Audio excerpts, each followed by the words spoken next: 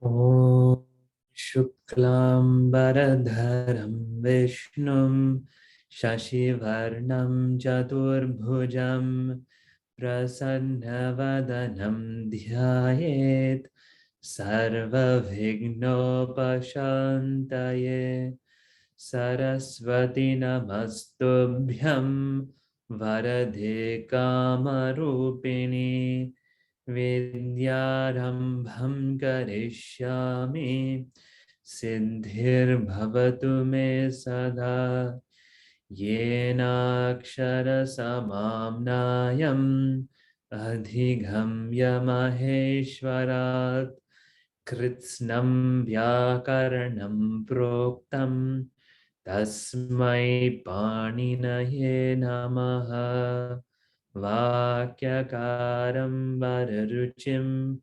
Bhashyakaram Patanjalim Paninim Sutrakarancha Pranatosmi Munitrayam Vagarthaviva Sampraktau Vagarthaf Pratipattaye Jagatah Pitaro Vande Parvati Parameshwaro Om Shanti Shanti Shanti Hari Om Shri Gurubhyo Namaha Hari Om Namaste.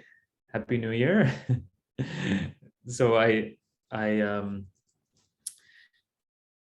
you wanting to seek, Bhagavan's blessings for our continuing classes, for our Sanskrit class, for our Bhagavad Gita class. We often start off our new year with the resolution, but resolutions often fall apart. Right? So instead of resolution, we'll offer a prayer. Then may we continue to study this year with no obstacles, no major obstacles, right? Obstacles will be there, but no major obstacles. And we pray that we be sincere on this pursuit, right? That's all we can pray for. And we can give our effort. But resolutions fall apart. So, so with prayer and effort, we'll achieve our goals. Right? And so when we were right before we took some break, we were just looking at the last shabdas of the book. So just approaching the end and starting, just really approaching in the end right before we went for break. And so this was the last shabda we looked at. It was chandramas. It feels like the word is moon, and this feels like a long time ago. It's like as far as the moon is. So let's look at it, and then we'll look at one more topic. So the main topics have been completed, but then there's some smaller topics that we still need to look at. For example, Avyaya. We'll look a little bit more at Avyaya. And then one request that I've received is can we spend a little bit more time doing some of the exercises? And so we'll spend some time doing exercises, doing some practice. And slowly we'll start introducing the next book, which I'll also email you details about. Yeah. Okay. But we want to spend time making sure that we're really understanding how to break apart sentences and analyzing sentences. Yeah. Okay. So since I have this up on the screen, Chandramas, this is page 148, Chandramas 148, near the back of the book. So this is pretty straightforward. All we're going to do is we're really just adding the pratyaya, su ojas. Let's chant su ojas. That's a good reminder. And the Maheshwara Sutra. Om a e un rilik e ong I ouch haya varata lan nyama ghananam jabhanya ghadadash jabagadadash kapha chatata chatatav kapai Shashasar Hal Iti Maheshwarani Sutrani Om Su Jas Ot Shas Ta Bhyam Bhis Nge Bhyam Bhyas Ngasi Bhyam Bhyas Ngas Os Ni Osuk. Okay, so we'll look at this Chandramas. So Chandramas is just like the first one we learned, which is Sugan. So Sugan and Chandramas, we're really just adding the pratyas, suo just. It's not very difficult. The only thing is that this pada section declines like manas. So you see this visarga sandhi here becoming Chandramo Bhyam. So it'll be Chandramas, then it becomes Chandramaha, right? And then visarga Namo Namaha sandhi, then becomes O. Yeah. So that's one thing to keep in mind. Another thing to keep in mind is just one is different, Chandramaha. Okay, so we can chant it together. Chandramaha, Chandramaso. Let's just look at this. Chandramaso, Chandramasaha. Right? Chandramasam, Chandramaso. This is just so Chandramasaha, right? Just like 1-3 and 2-3 are the same. Sorry, I keep switching back and forth. So Chandramasa. Okay, now we have that Namo Namaha Sandhi. So Chandramo Bhyam, Chandramo Bhihi. This is just A. So Chandramase, Chandramo Bhyam, Chandramo Bhyah. This is just us. This ends up just being us. So Chandramasaha. Chandramasaha. Chandramo Bhyam. Chandramo Bhyaha. Again, Chandramasaha. Chandramasoho. Chandramasam. Chandramasi. It becomes E. Chandramasoho. Chandramasu. Okay. Hey, Chandramaha. So notice how Sambodhana 1 and 1 are a little bit different. So this is Chandramaha, Chandramaso, Chandramasaha. Okay. So just waking up. If you're not quite there yet, that's okay. We're just waking up our buddhis a little bit. We're trying to come back to this. What we're going to do is now that we've seen this shabda, this is our last shabda, our last pratipadika of the book. Yeah, so there's one question. Let me take that question before we move on. Harprasadji, please go ahead. Mahodaya, so yes. What will be the difference between He Chandraha and He Chandramaha? Sorry, can you say that one more time? What is the difference then between He Chandraha and He Chandramaha? Yeah, so you won't. So if the word is Chandramas, so if it's us ending, you won't get He Chandraha. But we do hear the word Chandraha, for example, right? Chandraha is the Chandra is the Pratipadikam and Prathama Vidipti Ekvachana is Chandraha. Yeah, correct. So in that word is Akaranta Pullinga, Chandra. Correct. This is us Anta Pullinga. Okay. So you get He Chandramaha, Or you would say, hey, like, hey Rama, you would get, hey Chandra. Because akaranta punlinga. Okay. So the only difference is the word will mean the same. It'll mean hey moon, but it's just there's two words for the moon, Chandramas or Chandra. Got it. Yeah. Dhanyavada. Of course.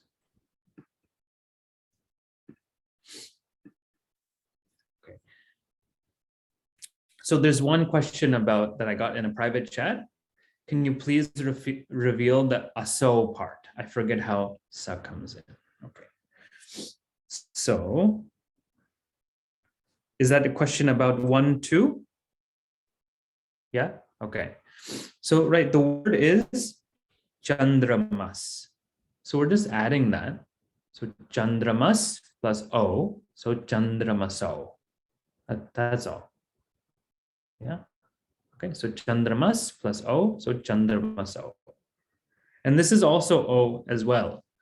So chandramas plus o. So chandramaso. Okay. Really, we see this word with Nachiketas in Kathopanishad. That's partially why we're including this here. And a lot of confusion comes in Kathopanishad because they'll say Nachiketaha. And people always think, why is there multiple? They think it's plural, like Ramaha. Okay, it's not Ramaha, it's singular. It's singular 1, Nachiketaha.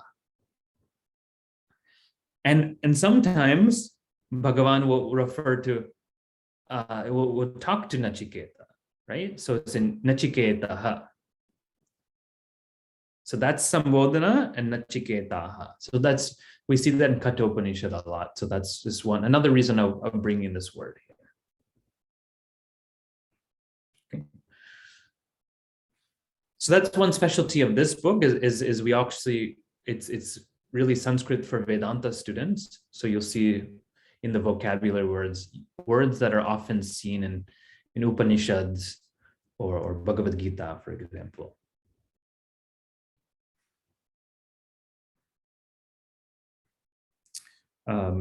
In what just came to my mind is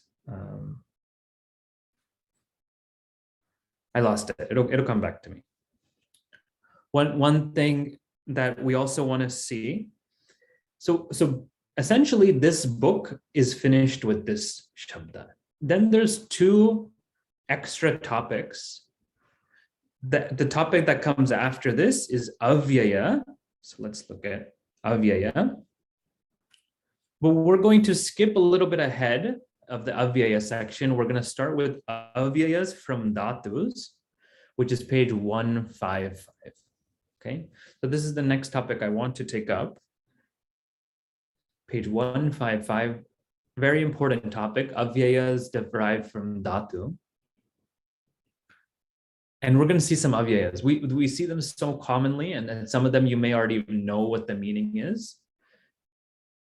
But we want to be thorough and finish this book completely.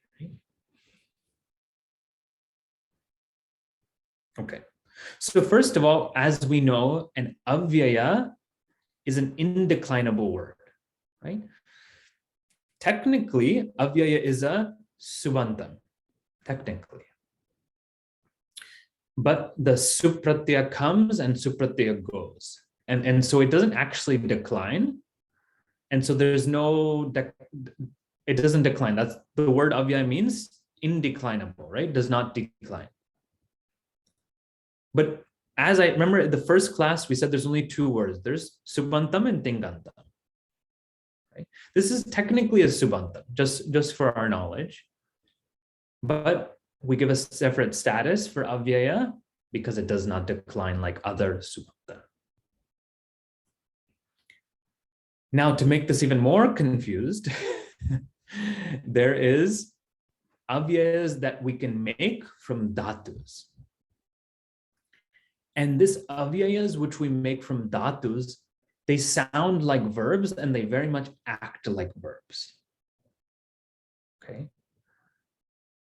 And these come very commonly. And so this is a very important topic. This is a very important thing to learn. This comes so commonly in our Sanskrit texts.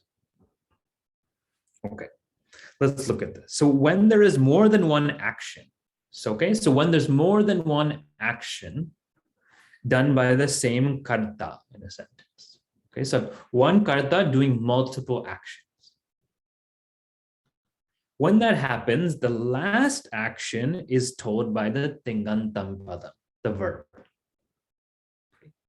So there's a series of actions. Last action that the person does is the verb.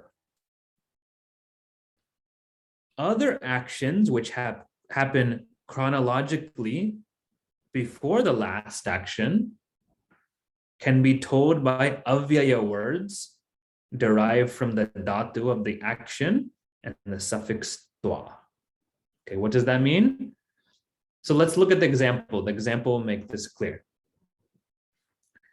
For example, in the sentence, having remembered a verse, he knows the meaning. Okay, so let's just look at this sentence. Having remembered a verse, so remembering a shloka, he knows the meaning. So there's two actions here, right? There's remembering and knowing, right? He remembered and know. But there's an order, right? First he has to remember, then he can know the meaning, right? There's an order. So the action of remembering takes place before knowing, right? Thus,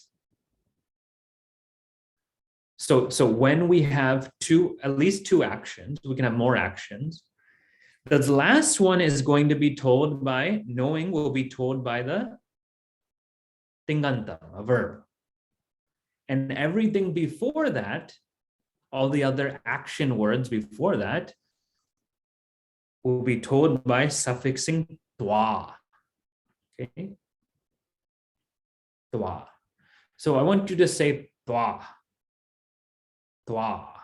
Okay? T-V-A. Twa.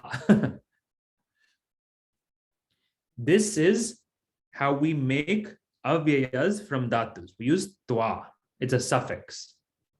Okay? So I add the suffix twa to the dhatu smr. Smr means to remember.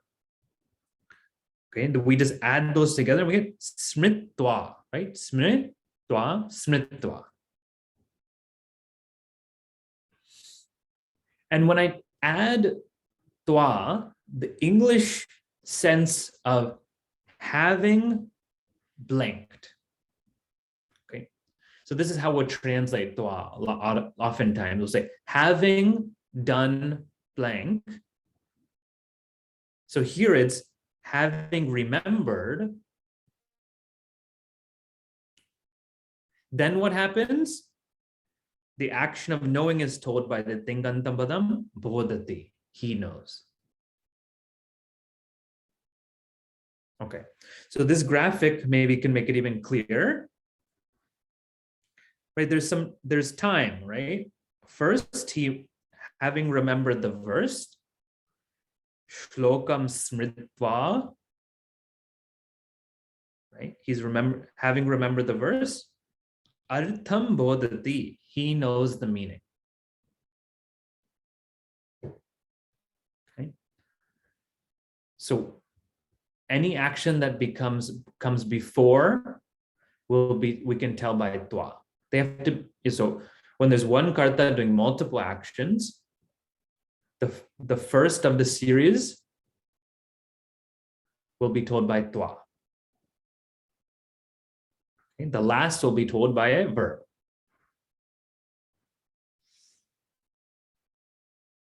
Okay, so you have this dhatu plus the pratyaya twa.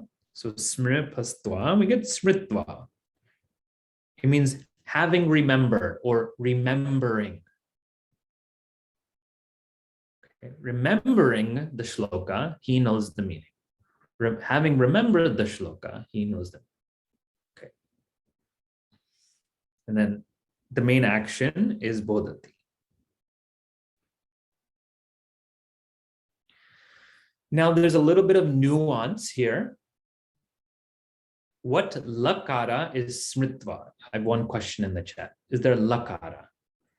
there's technically no lakara because this is technically not a verb. Even though it acts like a verb, technically it's not a verb, so we don't have a lakara. It's still present. Well, so it's still, in this sentence, it's still present tense, right?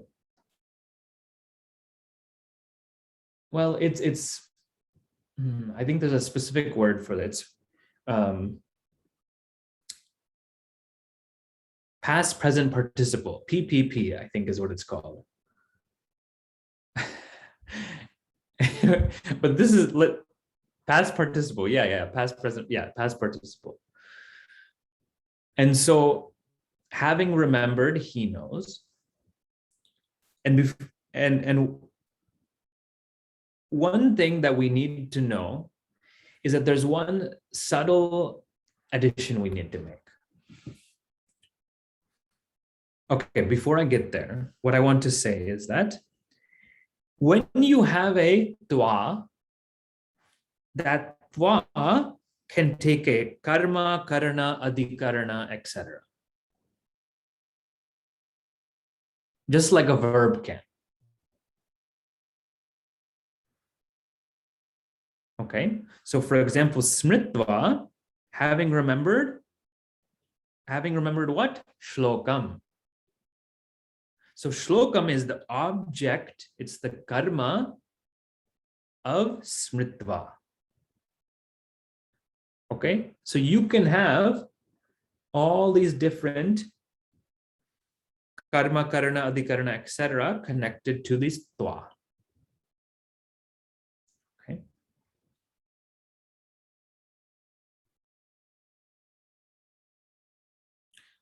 So I'll take Har Prasadji's question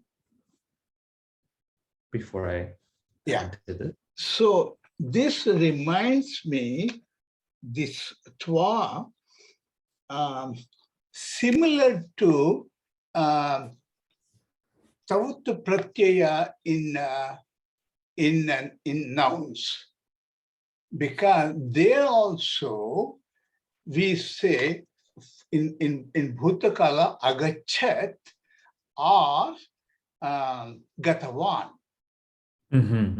So same kind of a rule applies here also. Yeah, similar kind of thing. Yeah.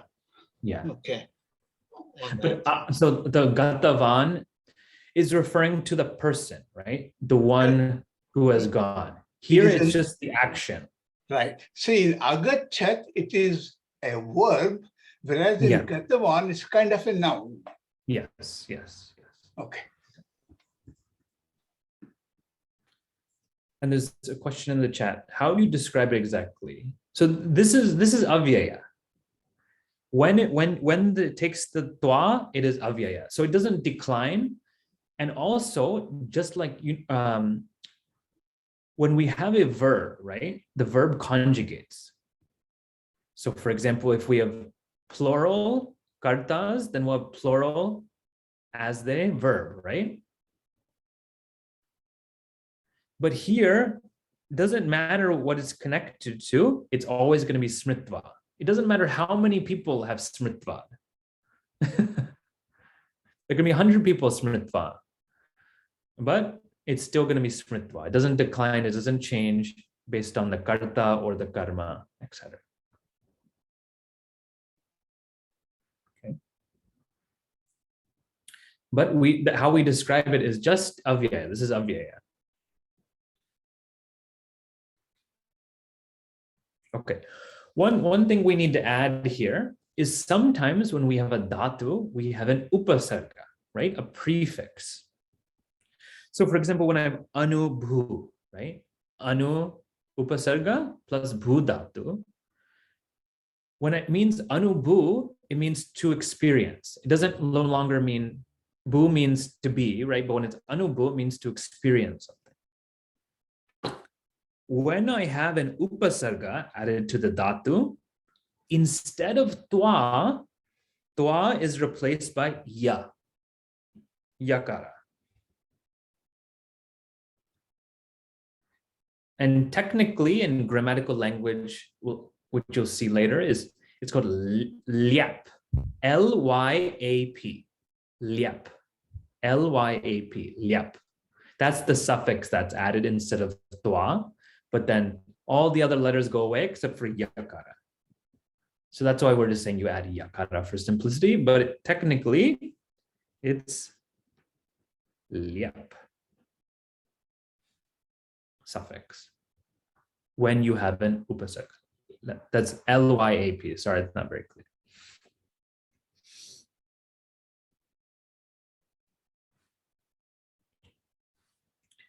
So, for example, anu bhu, I have this upasarga, therefore I'm going to add yakara, I'm going to lyap instead of twa, and therefore I get anubhuya, having experienced. So, saha bodhati. Okay. Here, another example, upagamya. Upagam means to approach. I add the yakara, so it means having approached. Or I can say approaching also. Approaching this, he throws a rock. I don't know why, but approaching the teacher, he does namaskara. That's a better example.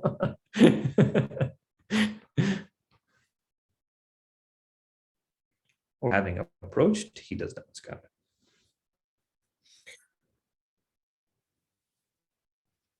Okay, one more nuance, since we're here, and we'll remember this,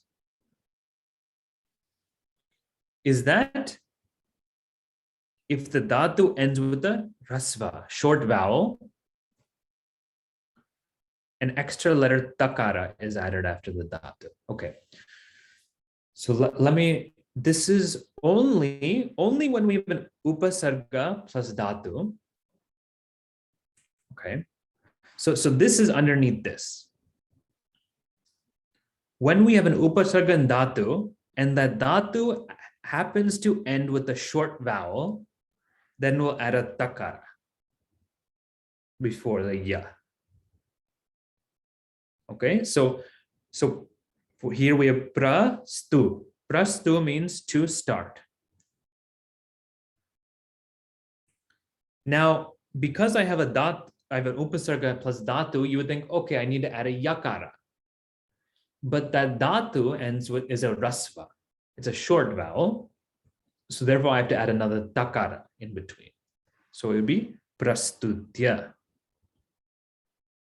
And that kind of makes sense, right? If you think about it, because u plus yakara, prastuya. Prastu, yeah, it would be prastuya. It would be a bit, it sounds a bit funny. So prastutya. Vismrit is vismritya.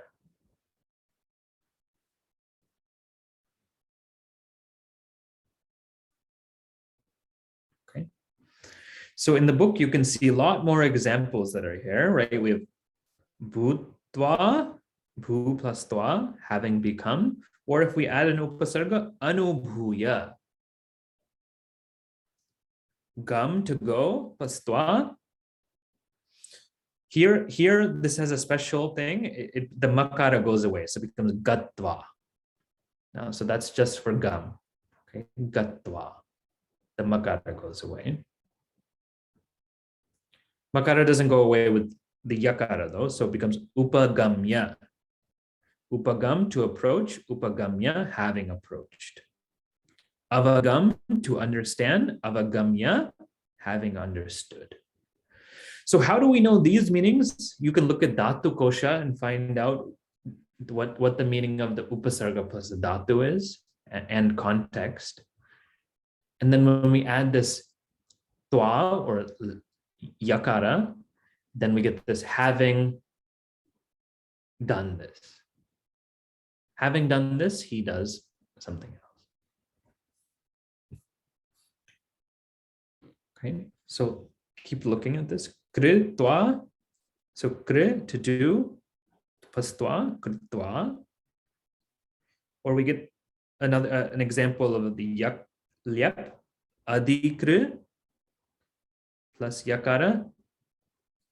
See, it says adhikritya. Why is there an extra takara? Because r is a vowel and r is short. So we need to be, it's not just adhikriya, it's adhikritya. It's an extra takara.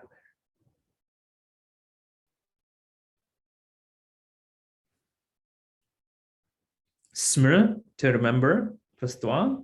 So smritva, having remember. Now notice when you added v plus smr, it means opposite of remember, it means forgetting. So you have to know what the upasarga, we have to see the upasarga. So vismr is to forget. So vrismritya is having forgotten. Okay, so you can just take a moment and look through the rest of these. I don't think I need to read them out loud. You can look at them in your book. This is page 155. And does anybody have any questions so far? Hariprasad, do you have another question, or is that from before?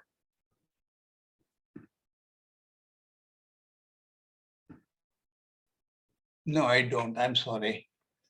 No, that's okay. I'll lower it for you.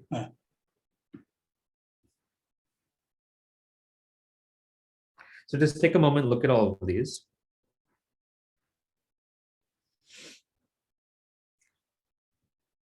So you'll see some other changes because of some sandhi rules in this section here. Srij twa becomes srishtva. Okay, that's quite a change.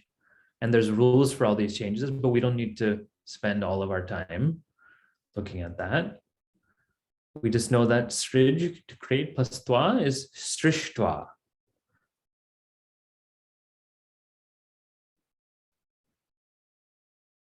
But when it's just the yakara, it's visrijya. It's just straightforward.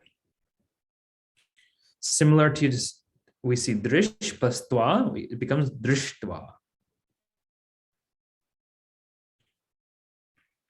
So shakara becomes murdanya shakara, and ta becomes ta. Tyaj plus twa, tyaktva.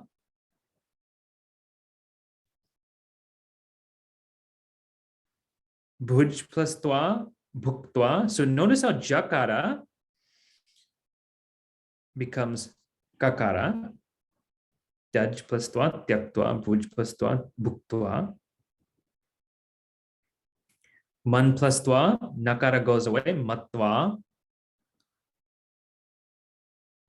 So there is some small things here. Han plus twa, hatva. Vid plus twa, viditva. So this is also another, we add an extra ikara here. So these ones have their own peculiarities. They all have their own specific rules to them. So, but they come so commonly. Drishtva, tyaktva, bhuktva, matva, hatva, viditva. These come so commonly that it's good to, we're going to practice with these and we're going to be able to recognize that they come from these dhatus. Okay, so visrijya, there's a question in the chat. Visrijya should have a, so it doesn't need, so there's a question, should visrij get an extra takara? It does not need an extra takara because it does not end with a vowel. The dhatu needs to end with a short vowel.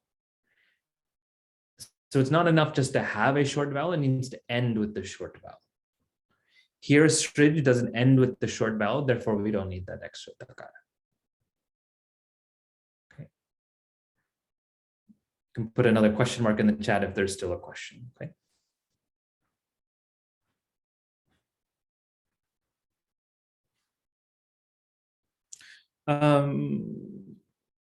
Yeah, so we'll come back to this, but I just wanted to show that this is Gita verse 222, Vasam sijirnani yatha vihaya, that verse. And Medaji just changed the order of the words to make it into our prose. and you see vihaya.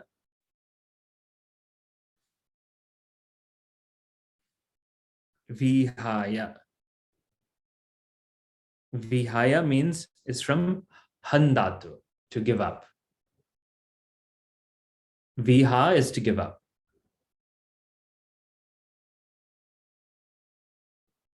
And then because it's upasarga plus dhatu, we add lyap. So vihaya becomes having given up old clothes, a person grinati takes up new clothes. So that's an example of where it comes in Gita. Okay. But before we look at these in detail, here's another verse 225 where it comes. You'll see it a lot more. I think it'll come in today's verses as well. Let's look at exercise 22. So this is page 179 in the back of the book. These are more straightforward examples. Then we can look a little bit at the Gita afterwards. So page 179 in the back.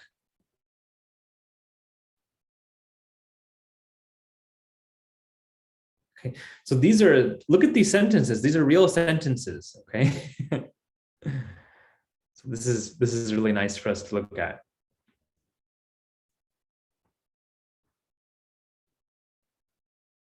Oh, our time is up already, huh? Wow, that went by quickly. So we won't look at this. We'll look at this in our next class. But you can try to give the first few a shot before we come into next class, and then we'll go through them. We won't go through all 11, but we'll choose a few from here. And just as an example, let me do one of them. Right? So we have Jivaha Svargam Gatva Manushya Lokam Nivartante. So you can either start with the dhat, we've always started with the Tingantam Padam. We can still continue to do that. Or you can start with the Twa Lyap. Okay. Let's keep with our practice, right? We start with the verb, so Nivartante, comes back. Okay. Who comes back? We have to look for our first case, Jivaha Nivartante. So the jiva comes back to where? Manushya Lokam, to the human world, to this earth. So the jiva comes back to this earth, to this human world. Swargam Gatva. So Gatva from Gam Dhatu, right? Having gone. Having gone where? Swargam. So Swargam would be Karmani Ditya to Gatva. Okay, I'm going super fast. But Jiva returns to the Manushya Loka, having gone to heaven. Or we can start with the Twa. We can say the Jiva, having gone to heaven, returns to the Manushya Loka. However, whichever way you want to do it, it works in English either way. Okay? In English, we generally go with this past participle first. Right? The person having gone to heaven returns to Manushya Loka. That's just an example. We'll continue with this in our next class. Om Shanti Shanti Shanti Hari Om Shri Guru Bhyo Namaha Hari Om.